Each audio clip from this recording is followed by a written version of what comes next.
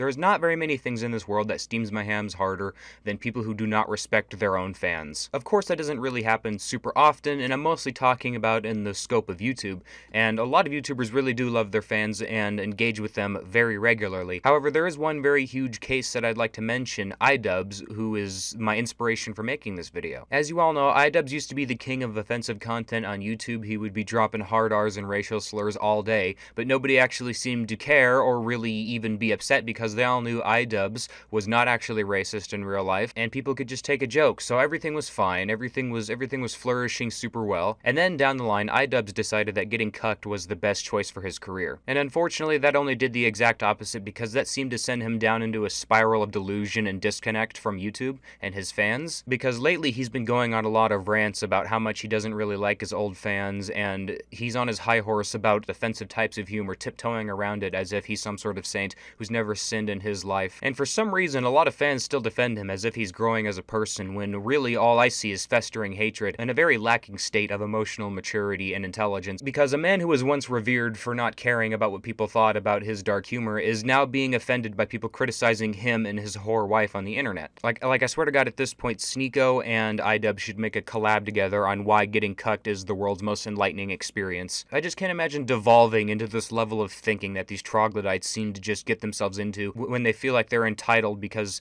they've been on YouTube for a set amount of time and now they have an established presence. But when in reality, these people are looked at with the most criticism because they have the most experience on YouTube and are looked to almost as guidance figures, no matter how offensive you used to be. It's absolutely disgusting to see people spitting on their community, which has worked so hard to build them up and give them the success that they're able to enjoy today. Another example would be Minilad, when he detached from the Vanoss crew and decided that he was going to talk mad amounts of shit on his own friends because he decided that he was good enough on his own, and then he was outed for being a terrible person and a pedophile. Karma at its finest, by the way. I just cannot fathom the amount of mental gymnastics you have to go through to rationalize to yourself why you should be hating your fans, and then going on an internet rant about why your fans are idiots and stupid in multiple tweets and multiple videos. Honestly, it's pretty pathetic, and it really shows your lack of self-confidence. And just like I mentioned earlier, people chalk it up to this guy just growing as a person, but he really doesn't like to mention his past, I don't feel like, and he really despises his past. Anybody who wants to forget their past and hates themselves in the past really is not growing as a person,